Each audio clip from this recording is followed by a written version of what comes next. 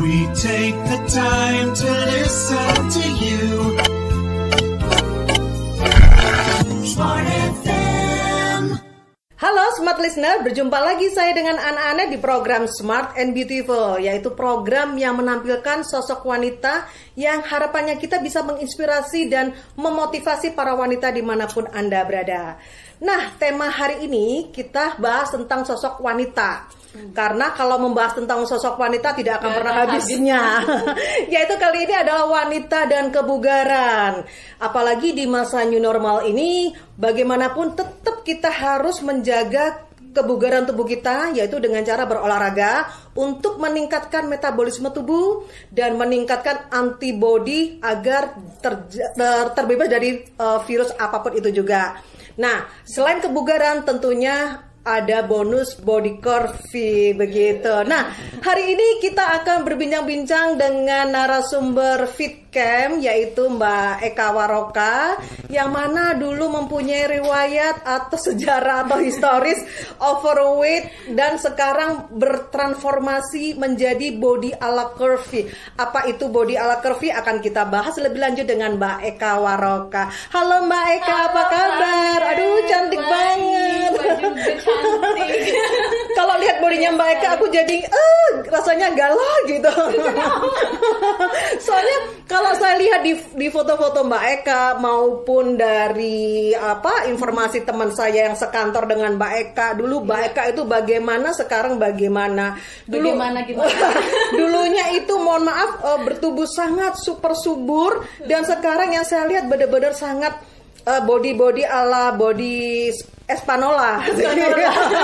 Nah, Mbak Eka, supaya smart listener di luar sana juga bisa menginspirasi bagi mereka, tentunya akan kita bahas lebih lanjut bagaimana Anda bisa mencapai suatu goal body seperti ini, itu bagaimana sejarahnya. Tentunya mungkin Mbak Eka, apakah dengan tubuh yang kala itu overweight, memang apakah ada genetik dari pihak keluarga Anda? Iya, betul sekali. Jadi faktor genetik itu memang dari turunan saya, dari bapak itu semuanya overweight. Jadi dari mama, dari papa dan almarhum kayak saya dan tante-tante saya semuanya overweight. Sepupu saya semuanya overweight. Jadi smart listener, bahwa mitos yang mengatakan bahwa genetik itu tidak bisa genetik itu benar-benar sudah takdirnya seperti itu. Kalau memang genetiknya gemuk atau genetiknya kurus nggak akan bisa berubah, itu ternyata bisa dipatahkan dengan cara Mbak Eka nanti bagaimana bisa mengantisipasi body yang dulunya overweight jadi begitu bagus sekali. Nah, terus kalau mulai kapan nih Mbak Eka mengalami overweight itu? Mulai dari remaja, khususnya waktu masuk di SMP. Di SMP ya, masa akil balik itu pasti ya? Iya, mulainya awal mendapat menstruasi itu mulai suka ngemil, terus makan nggak teratur. Jadi mulai dari situ jadi sering stres, ya kan, karena kan lokasi sekolah dan rumah yang juga lumayan jauh itu yang membuat saya stres, dan pelarian saya untuk mendapatkan kenyamanannya itu dari makanan. Jadi saya selalu makan makanan seperti coklat, pokoknya cemil-cemilan. Memang si kala remaja itu biasanya sukanya itu kalau nggak Salome gitu ya, coklat gitu, es krim atau junk food begitu ya.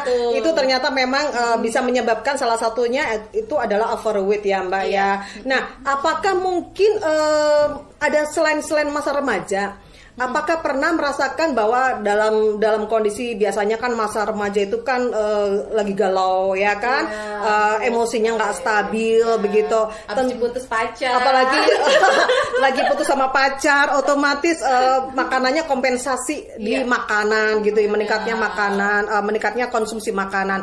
Nah, kira-kira Mbak, apakah selain masa remaja atau pubertas itu, apakah juga karena faktor under pressure atau stressor yang meningkat sehingga Anda kompensasi ke makanan, semua makanan Anda konsumsi begitu? Biasanya begitu ya?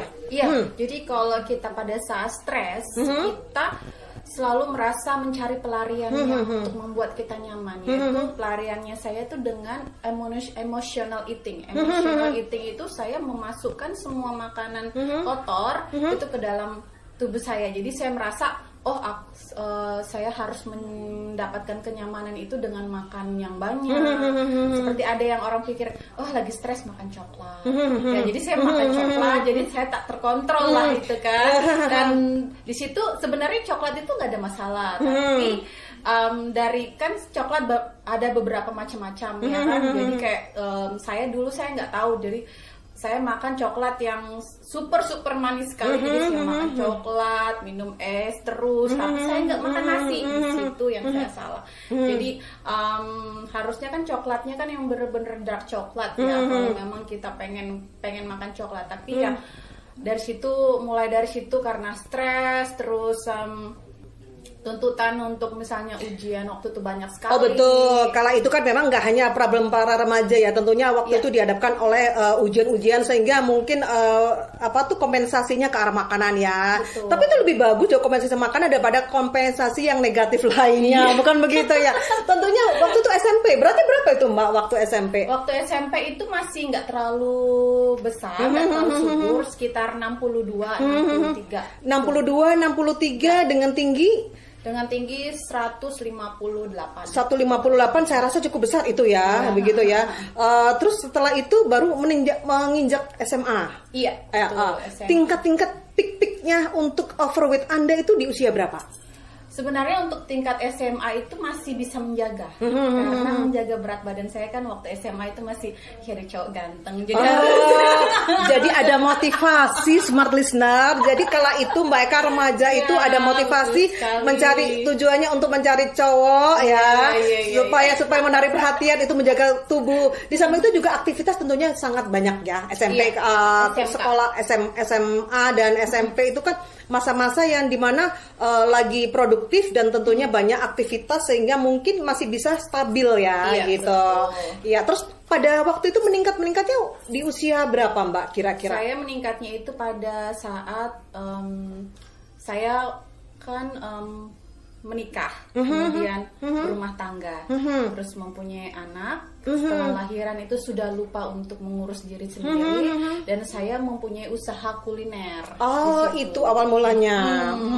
Karena kan kalau kita usaha kuliner kan mau nggak mau kita harus nyicip, dan cicipannya itu ternyata membuat kenikmatan, addicted.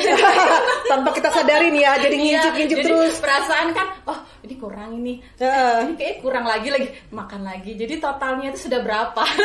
Begitu. Jadi para smart listener, apalagi para ibu-ibu yang ada di rumah yang punya usaha catering ya, tolong itu diperhatikan apa yang disampaikan oleh Mbak Eka, bahwa sejak mempunyai putra putri ya waktu itu ya, terus mempunyai usaha kuliner dan mengincipin dan lupa untuk olahraga, mungkin itu penyebabnya ya. Jadi itu puncak-puncak berat tubuh Anda meningkat di kala itu. Naik drastis. Sampai berapa Mbak kira-kira? 96 kilo. Paling tinggi 96. Tentunya kilo. pasti ada impactnya ke arah gangguan kesehatan pastinya. Iya, betul sekali. Dengan tubuh yang sangat subur di 96 dengan tinggi 163, tentunya itu sangat obesitas ya Mbak ya, saya rasa ya. Dan pasti ada dampak bagi kesehatan Anda. Apa aja waktu itu Mbak? Problem dari kesehatan Anda? Problemnya kesehatannya itu adalah saya terkena asam urat dan kolesterol tinggi sampai 285.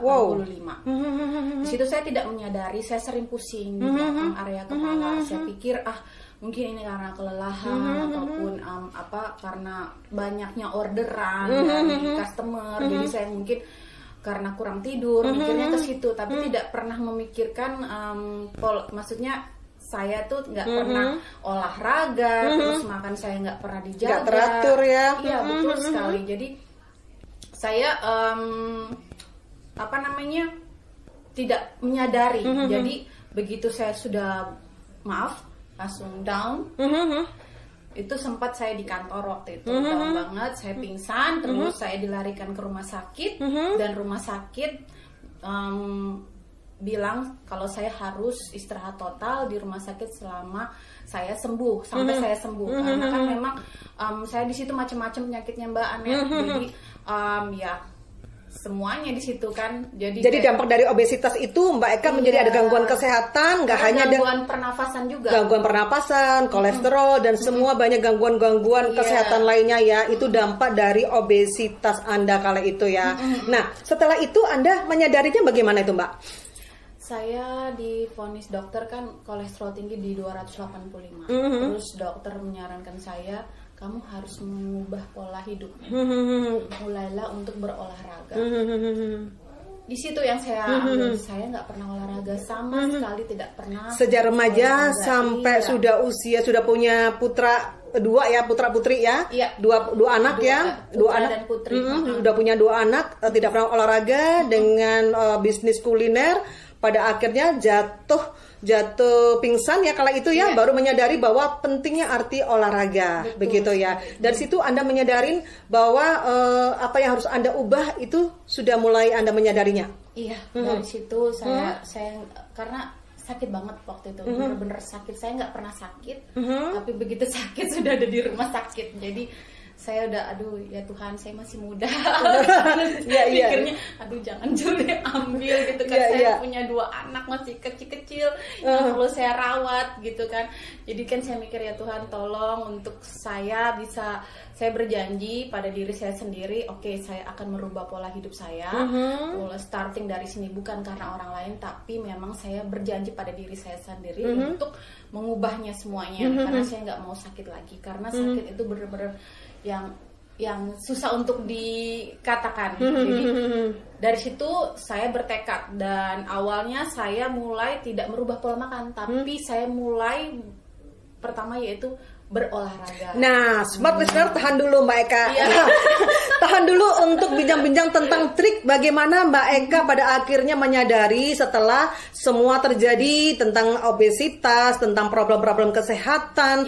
Akhirnya Mbak Eka menyadari untuk pentingnya mengubah gaya hidup, pola hidup, yaitu dengan berolahraga. Nah, bagaimana trik dan kiat-kiat dari Mbak Eka untuk mencapai dan suka dukanya untuk mencapai itu semua? Jangan kemana-mana, tetap di Smart FN 97,8. Kembali lagi saya dengan anak Anet. Kita akan melanjutkan bincang-bincang tentang wanita dan kebugaran bersama dengan Mbak Eka Waroka.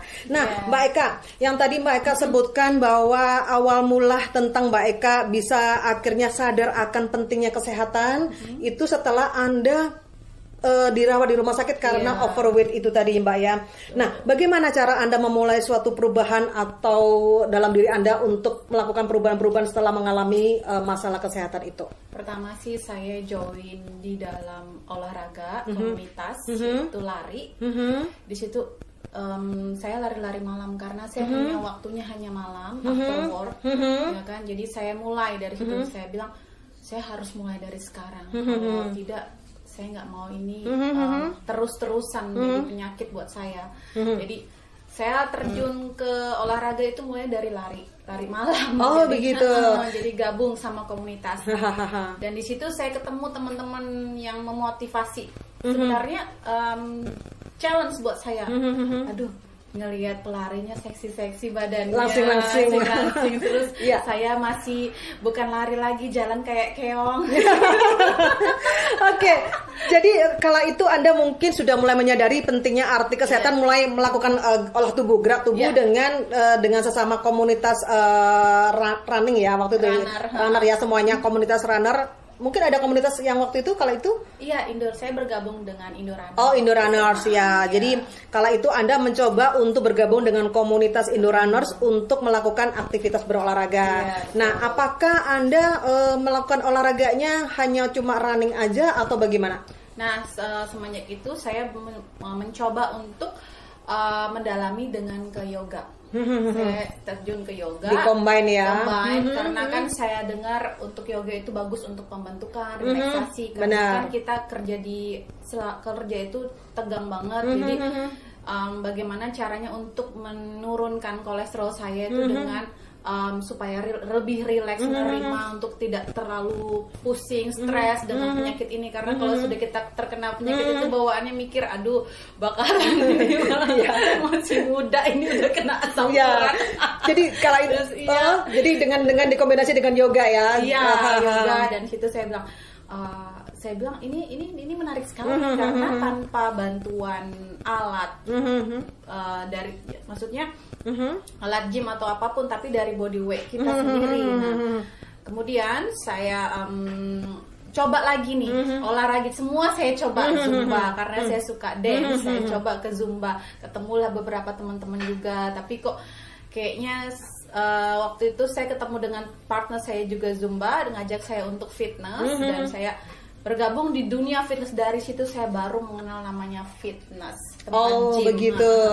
Jadi smart listener, bermula dari Mbak Eka yang overweight, tiba-tiba jatuh sakit, akhirnya memulai usahanya dari awal, yaitu dengan mengikuti komunitas runner, yaitu di Balikpapan ya Mbak Eka ya, dengan mencoba untuk gerakan kardio dulu, berlari dulu. Tapi kala itu mungkin masih ini ya, masih sebatas jalan pelan gitu kali ya, dengan warming up gitu kali ya. Jadi dari situ mulai sudah terbiasa dengan running, beralih lagi ke yoga untuk stretching dan pembentukan atau body shape begitu tepatnya ya. Setelah dari situ mulai menjajah lagi dunia fitness. Nah, itulah awal mula Mbak Eka mengenal dunia olahraga, bukan begitu ya Mbak Eka ya? Nah, tentunya Mbak Eka ada tantangan atau semacam cobaan-cobaan yang terberat Anda itu sewaktu melakukan apa untuk di dalam olahraga? Cobaannya saya selalu pikir saya nggak bisa. Saya nggak bisa karena saya juga pemula awalnya. Jadi saya ngelihat orang-orang kok udah pinter banget, ini pegang alat, terus apa namanya gerakan ini kok dia bisa, saya nggak bisa. Saya mencoba waktu itu mulai dari awal susah sekali, apalagi gerakan perut kan. Saya hanya waktu itu pada saat itu hanya terfokus perut gitu loh, tapi tidak terfokus dengan yang lain. Saya potong dari pertama kali itu ikut running ya, ikut sebagai komunitas Indo Runner, apakah ada perubahan kala itu? Iya, betul sekali. Jadi ada perubahan, penurunan berat badan waktu itu, tapi saya tidak mengacu pada penurunan berat badan, tidak, karena saya pengennya saya sehat kembali. Yang penting bugar, sehat begitu ya. Jadi dari situ saya nggak terfokus untuk timbangan berapa timbangan saya sekarang gitu kan. Jadi saya ikut Indo Runner, saya lihat saya ada perubahan gitu loh. Celana saya waktu itu kan kok udah mulai longgar gitu kan. Kok semua baju-baju saya juga mulai yang tadinya udah sesok banget. Itu hanya ini aja ya, hanya untuk lari aja ya, bukan untuk yang yoga. Enggak, karena kan saya semuanya saya cobain karena saya belum tidak tahu apakah ini kardio atau itu kan saya coba semuanya olahraganya. Dan kemudian teman saya bilang, kenapa kamu nggak coba untuk di fitness untuk pembentukan, karena kan saya waktu itu sudah mengalami penurunan dengan lari, dengan yoga waktu itu kan, dan saya pengen itu kencang karena dari perut saya yang besar sekali sudah ada mulai perubahan. Jadi semuanya kelewet. Begitu. Jadi makanya saya bilang tadi saya mau fokus perut karena kan yang perut saya tadinya lebar melar, jadi kayak grendel gitu. Smart listener, maksudnya Mbak Eka itu mungkin setelah adanya kesadaran diri melakukan aktivitas olahraga dengan berlari, mulai ada penurunan berat badan, tapi ternyata ada permasalahan baru nih. Jadi yang dulunya gemuk, akhirnya badannya jadi berklewer semua begitu. Apa tuh bahasa Indonesia berklewer? Jadi menggelambir tepatnya. Jadi menggelambir, akhirnya Mbak Eka berpikiran untuk bagaimana caranya untuk mengencangkan badan, efek daripada body yang udah terlanjur besar menjadi bisa kencang lagi, itu dengan cara yoga dan fitness. Betul. Mungkin begitu. Nah, kira-kira tantangan yang terberat Anda pada waktu masa-masa seperti apa itu? Habis setelah fitness pasti lapar. Begitu. Terus akhirnya apakah itu nanti menjadi kompensasi Anda setelah fitness? Anda langsung mengkonsumsi makanan sebegitu banyak lagi atau bagaimana? Itu mulainya saya untuk mempelajari pengaturan untuk makanan. Jadi saya kan memang waktu itu memang merubah makan saya yang tadinya saya suka doyan kue, jadi saya skip dulu semuanya untuk tidak makan kue. Dan dari situ saya tidak makan nasi awalnya. Ternyata setelah fitness kayaknya itu bebannya tuh lebih berat gitu loh, karena kan kita kayak pembentukan otot, terus jadi power kita keluar banyak dari situ. Jadi saya memutuskan untuk mengambil trainer. Jadi saya mencoba untuk latihan dengan trainer. Jadi trainer saya waktu itu menyarankan kamu harus ada protein yang banyak, protein yang masuk supaya itu bisa membawa power untukmu. Jadi saya lebih banyak makan protein waktu itu, dan sebelum olahraga saya memang selalu mengisi dengan protein di awalnya, dan di akhirnya pun juga saya tetap mengkonsumsi buah-buahan dari situ sih. Oh begitu awalnya ya. Jadi karena banyak semua olahraga, baik itu lari maupun nge-gym maupun yoga, itu semua saking kepinginnya body sehat, body langsing begitu ya, semua diikutin, akhirnya dampaknya Anda jadi lapar lagi. Ternyata Anda menyadari bahwa ini nggak bisa nih seperti ini, otomatis mungkin timbangan berat badan Anda akan seperti yoyo ya, naik turun begitu ya mungkin ya. Untuk itu Anda memutuskan untuk hire seorang trainer untuk bisa sebagai manajemen Anda untuk mengatur pola makan, pola olahraga. Pola olahraga sih Mbak, mengatur pola olahraga. Cuman karena saya mau olahraga yang saya jalani itu benar tekniknya. Benar tekniknya dan hasilnya maksimal. Betul. Begitu ya. Karena menurut saya kan waktu saya hanya sedikit. Jadi bagaimana sebisanya saya harus mempunyai waktu yang sedikit ini dipergunakan dengan sebaik-baiknya. Seefisien mungkin. Iya, karena kan kondisinya saya juga mempunyai anak, dan bagaimana, karena kan kalau tantangan di tempat fitness tadi itu yaitu banyak ngobrolnya daripada latihannya, belum lagi selfie-nya 30 menit. Betul. Itu yang saya pernah alami juga sih.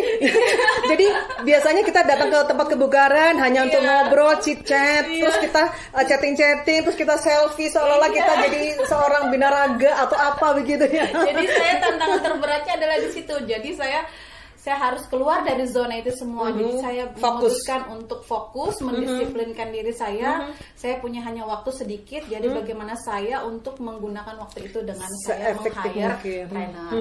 Jadi waktu saya hire trainer itu hanya untuk mengatur latihan saya, bagaimana latihan yang benar. Jadi juga nggak ada waktu untuk selfie, untuk pun ngobrol pun nggak ada. Tetap bener-bener fokus pada saat itu. 2 bulan running saya dengan trainer, saya udah menikmati, saya sudah tahu, saya banyak baca semuanya, dan dari situ saya tertantang ini, saya baca di media sosial untuk mengambil pelatihan waktu itu, pelatihan di dunia fit camp. Nah dari situ saya mengikuti fit camp yang ada di Thailand. Saya join waktu itu. Saya juga bingung kok langsung tiba-tiba mainnya keluar jauh banget gitu kan. Jadi 10 hari saya di sana Mbak, 10 hari. Dan di situ mulainya saya mengenal CrossFit. Oh begitu. Jadi ceritanya Mbak Eka itu dari benar-benar awalnya hanya untuk kebugaran tubuh, latihan sebegitu banyaknya, tiba-tiba akhirnya pentingnya sebuah seorang trainer ya, seorang trainer untuk benar-benar mengatur baik itu pola makan, pola olahraga yang baik dan benar dan seefektif mungkin. Maka Anda tiba-tiba berbalik arah untuk segera melakukan hal-hal yang anti mainstream gitu ya, olahraga yang anti mainstream mungkin begitu tepatnya ya. Kok ini kayak ini kok bagus banget gitu loh. Tantangan. Ini kayak kita kayak ngelihat nonton latihannya tuh, kayaknya saya harus nyoba. Padahal saya tuh dari nol, saya nggak tahu apa-apa. Cuma gym cuma 2 bulan dengan trainer. Dengan waktu itu gym cuma pengenalan pembentukan otot, ya kan. Dengan masuknya saya join ke CrossFit ini bener-bener beda. Saya di pikiran saya itu sama dengan latihan gym, ternyata beda. Ternyata beda. Nah, apa sih yang Anda ketahui tentang CrossFit atau fit camp itu, Mbak Eka? Saya taunya untuk CrossFit dan fit camp itu lebih ke gerakan yang fungsional semuanya. Jadi berat tubuh kita dia tidak seperti di tempat gym menggunakan pembentukan otot lengan, yang otot lengan ataupun kaki. Tapi CrossFit ini mengajarkan untuk semua latihan fisik yang lebih ke fungsional. Jadi berat badan kita sendiri. Jadi seperti gerakan yang biasa kita lakukan kayak squat, lempar, lari, semuanya tarik, itu semuanya ada di CrossFit.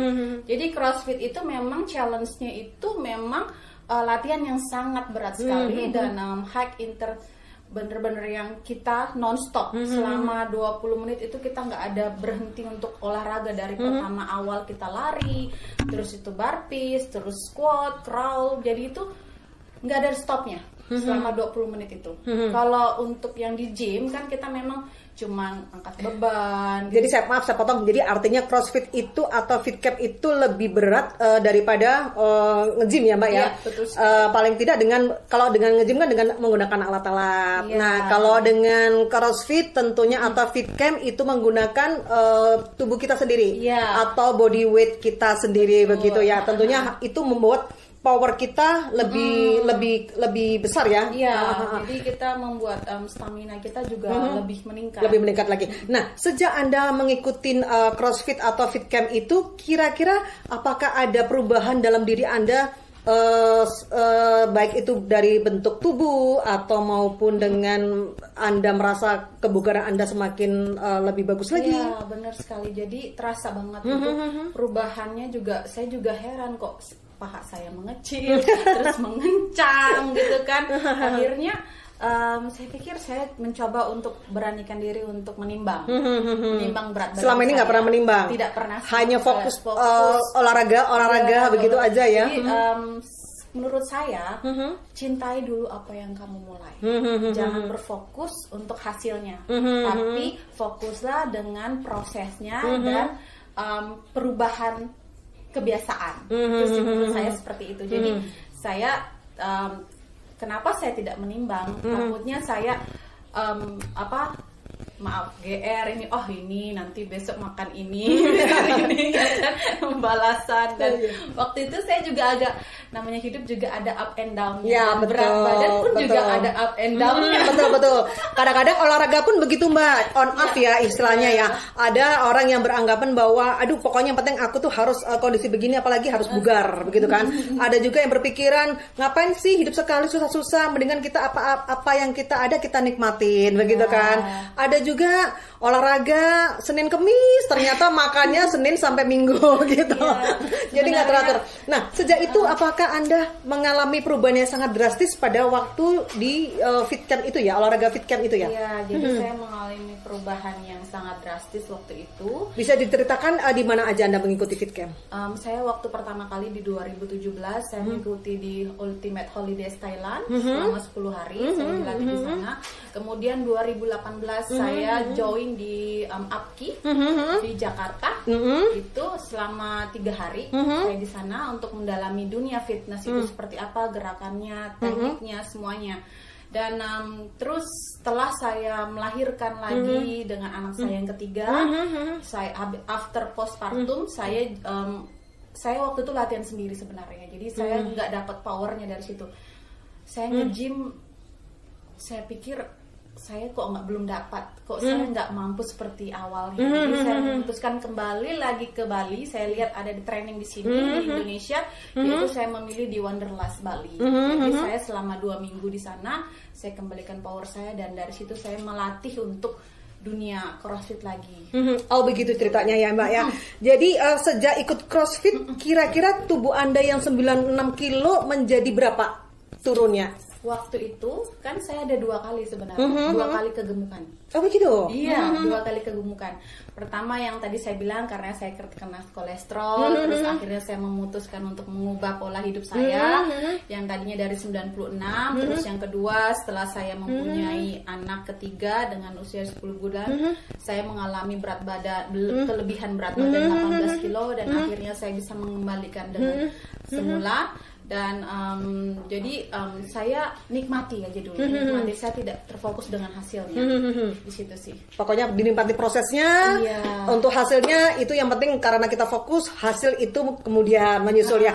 Artinya selama ini preposition body yang image-nya masyarakat bahwa preposition body atau mungkin image masyarakat bahwa genetik itu bila genetik gemuk itu berarti tidak bisa kurus. Nah, menurut mereka itu mitos atau fakta? Mitos. Oh mitos, smart listener.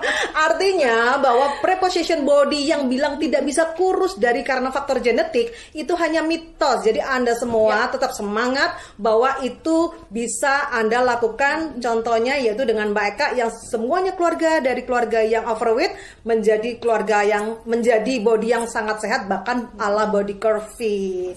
Nah, terus untuk bagaimana awal mula Anda menjadi seorang trainer di Fit Camp ini, Mbak Eka? Karena kan dari awalnya saya untuk memutuskan di tahun 2017 waktu saya training CrossFit di Thailand, itu saya sudah mempunyai sertifikat. Ya, sertifikat. Terus kedua yang di Jakarta saya juga mempunyai sertifikat untuk trainer.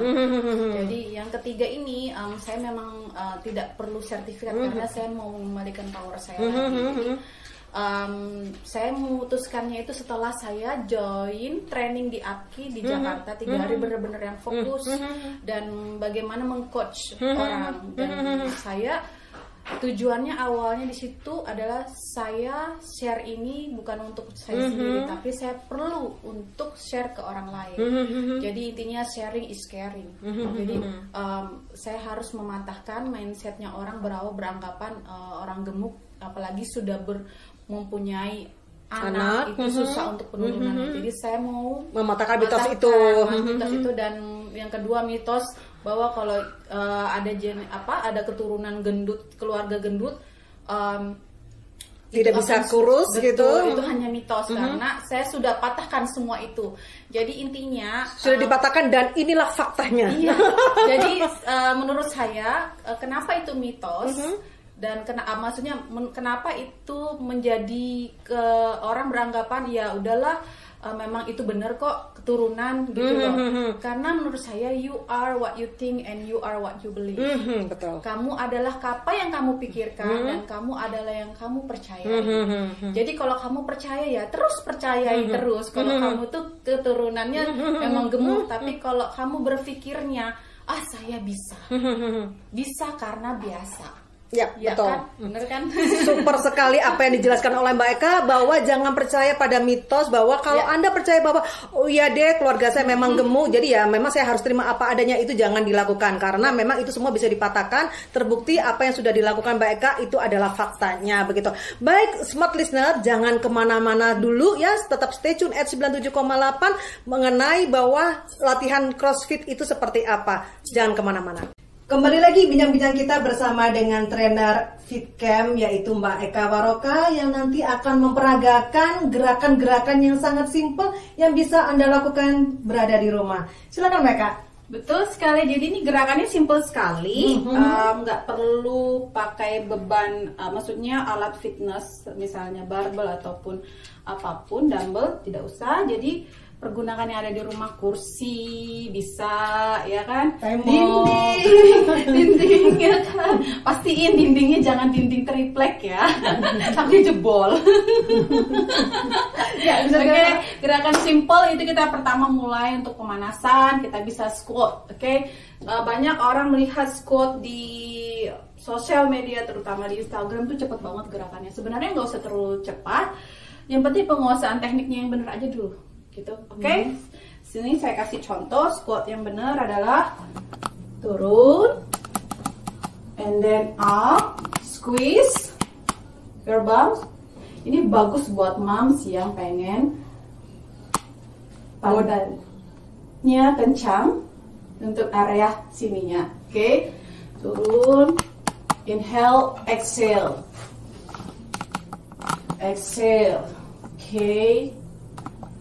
ya, sini squat. Pastiin bukan ini yang maju tapi belakangnya, tapi hamstring main ke belakang. Dan yang challenge kedua adalah squat pulse. Jadi diam aja dulu di sini. Nyanyi kah sambil apa? 10 detik. And then up. Lumayan, itu semakin panas. Dan gerakan yang ketiga bisa kita wall sit. Gimana caranya? Pastikan kedua tangan di belakang dulu sebagai tumpuan. Turun, tempel. Gerakan simple. Ini bisa dilakukan sampai hitungan 10 dan dilakukan sampai 3 kali.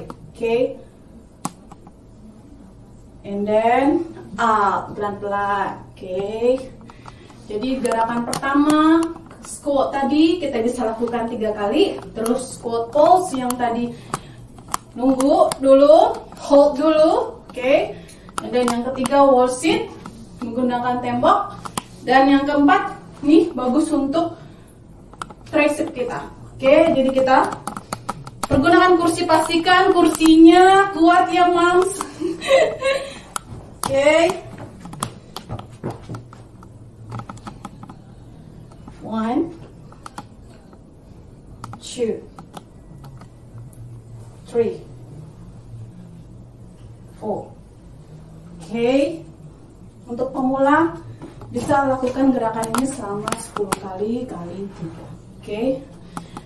Ini memang sudah kalau dilakukan sudah mulai panas.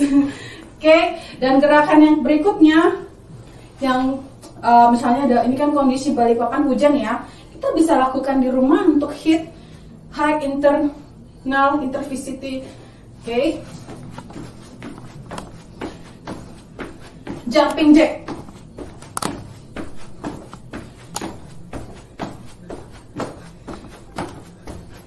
Yang kedua, untuk perut juga bagus, yaitu standing bicycle crunch.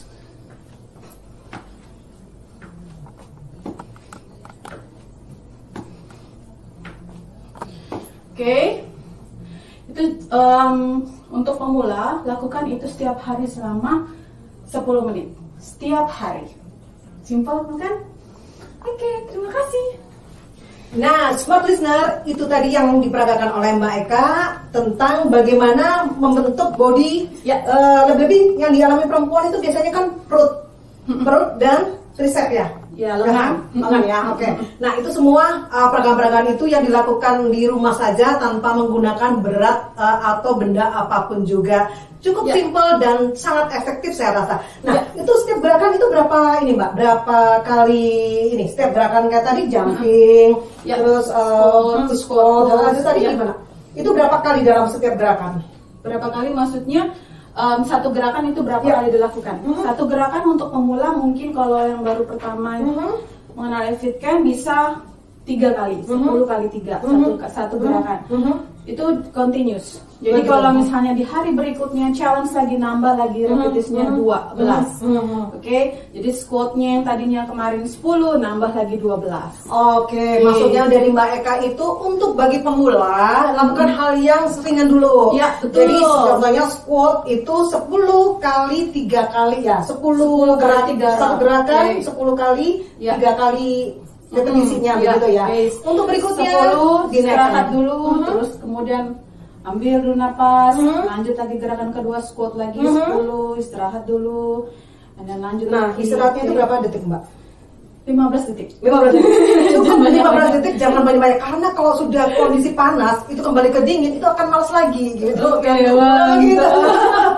Jadi itu tadi gerakan-gerakan yang dilakukan Mbak Eka, salah satu contoh gerakan yang dilakukan Mbak Eka untuk baik itu untuk perut, Ya. untuk Kekuatan lengan, ya, terus untuk tricep Dan hamstring dan tentunya untuk bokong atau pantat supaya lebih kencang begitu.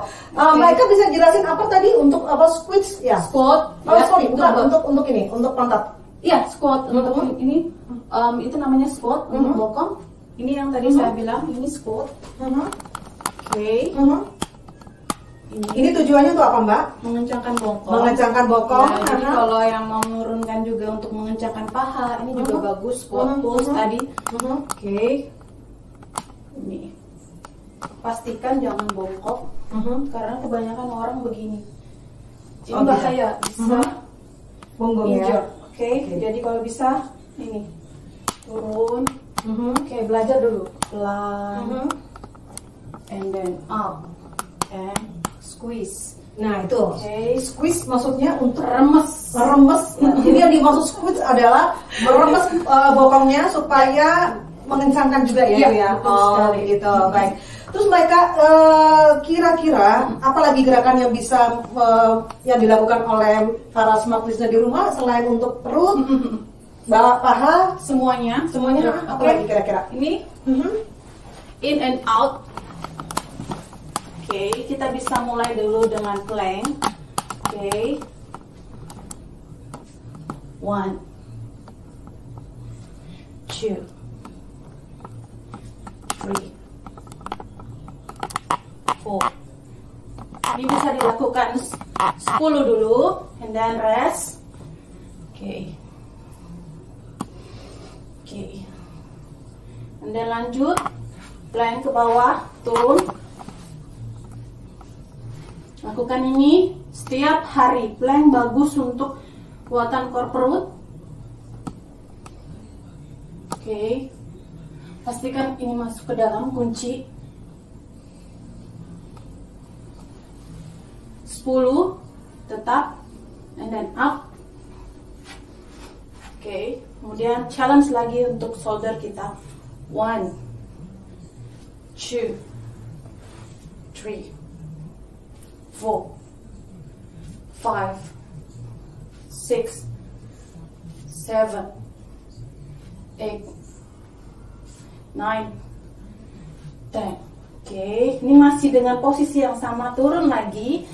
Oke, kaki side plank. 1, 2, 3, atau bisa 1, 2, 3, 4, 5. Plank lagi bisa. Jadi ini beberapa variasi plank. Rock. Oke. 2, 3, 4, 5, 6, 7, 8, 9, 10. Yes. Itulah smart listener, beberapa gaya yang dicontohkan oleh Mbak Eka untuk Anda semua yang ada di rumah. Ya. Tentunya bisa sangat mudah sekali ya dilakukan di rumahnya tanpa menggunakan alat apapun. Nah Mbak Eka, kira-kira apa sih arti sebuah sehat dan bugar bagi Anda? Dan bagaimana pesan-pesan Anda kepada smart listener yang ada di luar sana yang mengalami overweight dan gagal melakukan perubahan? Oke, menurut saya sehat itu adalah suatu kondisi keadaan sejahtera, sempurna, baik itu fisik, mental maupun sosial. Jadi kesehatan secara fisik yaitu tidak ada masalah untuk merasa, maksudnya tidak ada mengeluh pada sakit di dalam organ tubuh, dan kesehatan mental juga itu perlu, ya kan, melalui pikiran. Jadi selalu berpositif thinking, selalu bahagia, ya kan. Jadi positif. Jadi menurut saya positive thinking, bring your positive thing. Dan bagaimana pesan Anda kepada para smart listener yang gagal mengalami perubahan? Pesan saya sih jangan pernah menyerah dan jangan membandingkan tubuh kita dengan tubuh orang lain. Cintai tubuhmu dan nikmati setiap prosesnya, dan jangan berfokus hanya pada hasilnya, tapi fokuslah pada proses yang kamu jalani dan perubahan kebiasaan. Jadi memang sedikit lambat, cuman alternatifnya kalau kita sudah merubah habit kita menjadi lebih baik, itu proses untuk penurunan berat badan itu otomatis sangat mudah, dan itu akan bertahan dalam jangka waktu yang panjang. Ya, smart listener, artinya bahwa Anda semua jangan mudah menyerah dan tetap fokus, bersabar, dan tetap semangat untuk melakukan hal-hal yang lebih baik lagi. Super sekali. Baik, Kak, terima kasih sekali bincang-bincang kita hari ini, sangat menginspirasi. Semoga ini bisa memberikan motivasi dan inspirasi baru bagi smart listener di luar sana. Terima kasih atas kehadirannya. Sampai bertemu kembali. Terima kasih. Menjaga kesehatan hari ini adalah memberikan harapan yang jauh lebih baik untuk hari esok. Saya Ana Anet, mohon undur diri dulu. Sampai bertemu di program Smart and Beautiful setiap hari Jumat pukul 11 sampai 12 waktu Indonesia bagian tengah. Tetap semangat dan jaga kesehatan. We take the time to listen to you.